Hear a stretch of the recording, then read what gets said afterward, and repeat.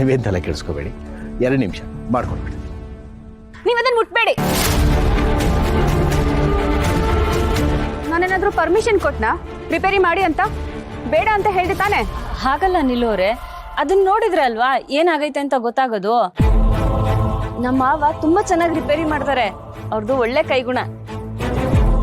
ಅವ್ರೇನ್ ಮಾಡ್ತಾರೋ ಗೊತ್ತಿಲ್ಲ, ಆದ್ರೆ ನನ್ನ ಕಾರನ್ನ ಮುಟ್ಟೋ ಯೋಗ್ಯತೆ ಇವ್ರಿಗಿಲ್ಲ.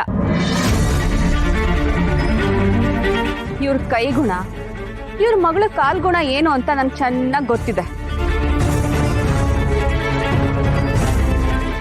ಯಾವ್ದೋ ಒಂದ್ ಈ ತರ ಶೆಡ್ಡಲ್ ಗ್ಯಾರೇಜ್ ಹಾಕೊಂಡ್ಬಿಟ್ರೆ ಇವ್ರು ದೊಡ್ಡ ಮೆಕ್ಯಾನಿಕ್ ಆಗ್ಬಿಡ್ತಾರಾ? ನಿಲ್ಲೋರೆ, ಏನು ಅಂತ ಮಾತಾಡ್ತಾ ಇದ್ದೀರಾ? ಏನ್ ಪ್ರಪಂಚದಲ್ಲಿ ನೀವು ಒಬ್ರೇ ಕಾರ್ ಹಿಡ್ಕೊಂಡಿರೋದಾ? ನೀವ್ ಎಷ್ಟೇ ದುಡ್ಡು ಕೊಟ್ಟು ಕಾರ್ ತಗೊಂಡ್ರು ಅದು ಕೆಟ್ಟೋದಾಗ ರಿಪೇರಿ ಮಾಡೋದಕ್ಕೆ ಬೇಕಾಗಿರೋದು ಮೆಕ್ಯಾನಿಕ್ ಬೇಡ ಅಂದ್ರೆ ಈ ಕೆಟ್ಟೋಗಿದೆಯಲ್ಲ ಗಾಡಿ, ಅದನ್ನ ನಿಮ್ ಮನೆ ಮುಂದೆ ನಿಲ್ಸ್ಕೊಂಡು ಏನ್ ಪೂಜನ ಮಾಡ್ತೀರಾ? ಚಲ್ವಿ, ಹಾಗೆಲ್ಲ ಮಾತಾಡ್ಬಾರ್ದಮ್ಮ. ಮಾವ, ನಿಮ್ಗೇನು ಗೊತ್ತಾಗಲ್ಲ, ನೀವು ಸುಮ್ನೆ ರೀ. ಅವ್ರು ಅವಾಗಿಂದ ಹೇಗ್ ಮಾತಾಡ್ತಿದಾರೆ ಅಂತ ಕೇಳಿಸ್ಕೊಂಡ್ರಿ ತಾನೇ? ಅವ್ರು ಹೇಗೋ ನಾನು ಹಾಗೆ. ಅದೇ ನಂಬಿಕೆ ಮೇಲೆ ಅಲ್ವೇನೋ ಹುಡುಕ್ತಾ ಇರೋದು. ಆದರೆ ಈ ಹುಡುಕಾಟದಲ್ಲಿ ಎಲ್ಲಿ ಸೋತೋಗ್ತೀನೋ ಅಂತ ಭಯ ಶುರು ಆಗೋಗಿದೆ.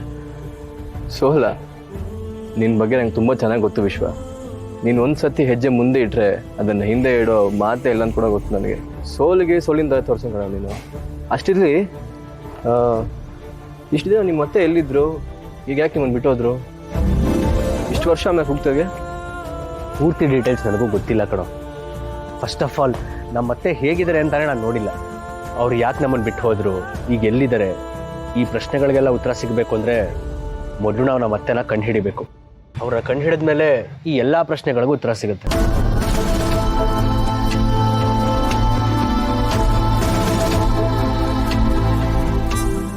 ಹಲೋ, ಹಾಂ ಜಾನು, ಇವತ್ತೇ ಎಲ್ಲ ಮನೆಗಳನ್ನೂ ವಿಚಾರಿಸ್ಕೊಂಡು ಬರೋಣ ಅಂತ ಬಂದ್ಬಿಟ್ಟೆ.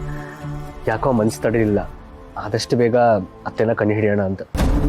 ಅದೇ ಹೇಳಿದ್ನಲ್ಲ, ನಮ್ಮ ಅತ್ತೆ ಯಾರು ಅಂತ ಕಂಡುಹಿಡಿಯೋವರೆಗೂ ನನಗೆ ಸಮಾಧಾನ ಇರಲ್ಲ. ಯಾಕಂದರೆ ಇದು ನಮ್ಮ ಅಮ್ಮನ ಕೊನೆ ಆಸೆ ಆಗಿತ್ತು ಜಾನು. ಅದು ಈಡೇರಿಸೋದ್ರಲ್ಲಿ ನಾನು ತಡ ಮಾಡಿದ್ರೆ ಅಮ್ಮಂಗೆ ಬೇಜಾರಾಗುತ್ತೆ. ಇನ್ನೊಂದು 5-6 ಮನೆ ಇದೆ, ವಿಚಾರಿಸ್ಕೊಂಡು ಬೇಗ ಬರ್ಬಿಡ್ತೀನಿ. ನೋಡೋಣ.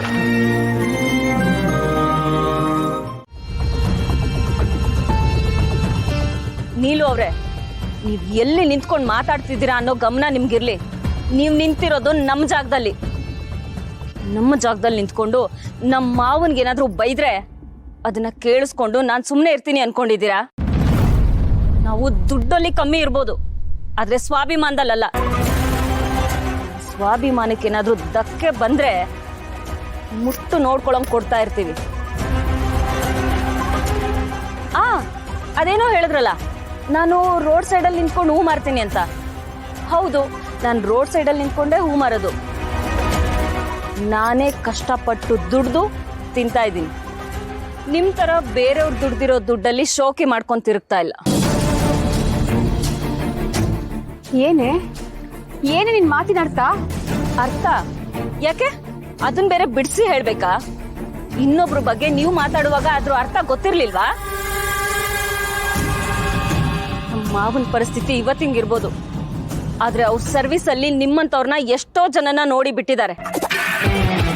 ಎಷ್ಟೋ ಕೋಟಿ ಕಾರಿರೋರೆಲ್ಲ ನಮ್ಮ ಮಾವನ ಹತ್ರ ಬಂದು ಸಲಹೆ ತಗೊಂಡು ಹೋಗ್ತಾರೆ. ಅಂಥದ್ರಲ್ಲಿ ಯಾವ್ದೋ ಒಂದ್ ಗಾಡಿ ತಗೊಂಡ್ ಬಂದ್ಬಿಟ್ಟು ನಮ್ಮ ಮಾವ ಮುಟ್ಬೇಡಿ ಅಂತ ಹೇಳ್ತೀರಾ? ಏನ್ ಮುಟ್ಟಿದ್ರೆ ಸೌದ ಹೋಗುತ್ತೆ? ಚಲ್ವಿ, ಬೆಂಕಿ, ಒಳಗೆ ಕರ್ಕೊಂಡು ಹೋಗು. ನೋಡಿಮ್ಮ, ಆ ಮಾತಲ್ಲ ಬಿಡಿಯಮ್ಮ. ನಿಮ್ಮ ಗಾಡಿಗೆ ಏನಾಗಿದೆ ಅಂತ ನೋಡ್ತೀನಿ. ನನ್ನ ಕೈಲಾದರೂ ಮಾಡ್ತೀನಿ, ಇಲ್ಲ ಅಂತ ಅಂದರೆ ಸರ್ವಿಸ್ ಸೆಂಟರ್ ತೊಗೊಂಡೋಗಿಮ್ಮ, ಆಯ್ತಾ? ಹೇಳ್ದೆ ತಾನೆ ನನ್ನ ಕಾರನ್ನ ಮುಟ್ಬೇಡಿ ಅಂತ. ಏನಾದ್ರೂ ಹೆಚ್ಚು ಕಮ್ಮಿ ಆದ್ರೆ ಈಗ ನಿಮ್ ಶೆಡ್ ಇದೆಯಲ್ಲ, ಅದನ್ನ ಮಾರಿದ್ರು ನನ್ನ ಕಾರ್ ಕಾಂಪನ್ಸೇಷನ್ ನಿಮ್ ಕೈಲಿ ಕೊಡಕ್ಕಾಗಲ್ಲ. ನೋಡಿದ್ರ, ಇಷ್ಟೆಲ್ಲ ಬಾಯಿಗೆ ಬಂದಂಗ ಉಗಿದ್ರು ನಾಚಿಕೆ ಇಲ್ಲದೆ ಮತ್ತೆ ದುಡ್ಡಿನ ಬಗ್ಗೆನೇ ಮಾತಾಡ್ತಾರೆ ಇವರು.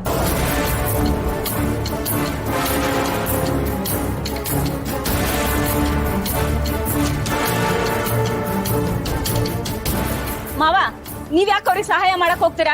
ಯಾವ ಸಹಾಯನೂ ಬೇಕಾಗಿಲ್ಲ. ಹೆಂಗೂ ಕೆಟ್ಟೋಗಿರೋ ಗಾಡಿ ತಗೊಂಡ್ ಬಂದಿದಾರ ತಾನೇ, ಅದ್ ಯಾರು ಬಂದ್ ರಿಪೇರಿ ಮಾಡ್ತಾರೋ ನಾನು ನೋಡ್ತೀನಿ. ಕೆಟ್ಟೋಗಿರೋ ಕಾರ್ ಜೊತೆ ಇವರು ಇದೇ ಬಿಸಿಲಲ್ಲಿ ನಿಂತ್ಕೊಂಡು ಓಡಗ್ಲಿ, ಆ ಕೊಬ್ಬಾದ್ರೂ ಕಮ್ಮಿ ಆಗತ್ತೆ. ಏನೇ ನನಗೆ ಕೊಬ್ಬಂತ ಹೇಳ್ತೀಯಾ ನಿನ್ನ?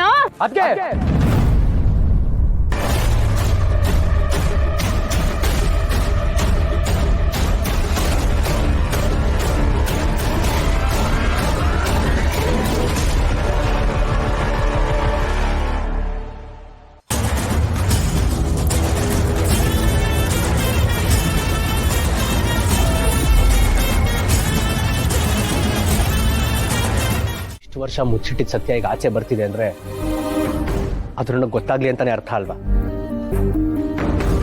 ಹಾಗಂದ್ಮೇಲೆ ಇದನ್ನೆಲ್ಲ ಹೇಗೆ ಅರ್ಧಕ್ಕೆ ನಿಲ್ಸಕ್ಕಾಗತ್ತೆ? ನಾನು ನಮ್ಮ ಅತ್ತೆನ ಕಂಡುಹಿಡಿಯೋವರೆಗೂ ಇದನ್ನ ನಿಲ್ಸಲ್ಲ. ಅಣ್ಣ ಮತ್ತೆ ತಂಗಿ ಒಂದಾಗಬೇಕು, ಅದು ನಮ್ಮಮ್ಮನ ಕೊನೆ ಆಸೆ ಆಗಿತ್ತು. ಒಂದು ಸತ್ಯದ ಅನಾವರಣ ಆಗುತ್ತೆ. ಎಷ್ಟೋ ವರ್ಷಗಳಿಂದ ಊತ್ ಹೋಗಿದ್ ಸತ್ಯ ಹೊರಗಡೆ ಬರುತ್ತೆ. ನೀನೇನ್ ಮಾಡಿದ್ಯಾ, ಎಂತ ಒಳ್ಳೆ ಕೆಲಸ ಮಾಡಿದ್ಯಾ ಅಂತ ನಾಳೆ ನಿನಗೆ ಗೊತ್ತಾಗುತ್ತೆ. ಲಕ್ಷ್ಮಿ ಯಾವಾಗ ಬರ್ತಾಳೋ ಅಂತ ನನ್ ಮನ್ಸು ಹಾತೊರಿತಾ ಇದೆ. ಒಂದು ತಾಯಿ ಕೊನೆ ಆಸೆನ ಈಡೇರಿಸ್ತಾರವನು ಒಳ್ಳೆ ಮಗ ಹೇಗೋ ಆಗ್ತಾನೆ. ಸಾರಿ ಮಗ, ನೀನು ಪಡ್ತಿರೋ ಕಷ್ಟ ನೋಡಿ ಈಗ ಹೇಳ್ಬಿಟ್ಟೆ, ಬೇಜಾರು ಮಾಡ್ಕೊಡ್ಬೇಕು. ಈ ಪ್ರಪಂಚದಲ್ಲಿ ಕಷ್ಟ ಯಾರಿಗಿಲ್ವ? ಕಷ್ಟ ಅಂತ ಶುರು ಮಾಡಿರೋ ಕೆಲಸನ ಅರ್ಧಕ್ಕೆ ಬಿಟ್ಬಿಡಕ್ಕಾಗತ್ತ? ಸೋಲಿಗೆ ಬೆನ್ನು ಕೊಟ್ರೆ ಕಣ್ಮುಂದೆ ಇರೋ ಗೆಲುವು ಪಡೆಯೋದಕ್ಕೆ ಕಷ್ಟ ಆಗ್ಬಿಡುತ್ತೆ. ಅದಕ್ಕೆ ಎಷ್ಟೇ ಕಷ್ಟ ಆದ್ರೂ ಪರವಾಗಿಲ್ಲ, ನಾನ್ ನಮ್ಮ ಅತ್ತೆನ ಹುಡುಕ್ತೀನಿ. ಅಣ್ಣ ತಂಗಿನ ಒಂದು ಮಾಡೇ ಮಾಡ್ತೀನಿ.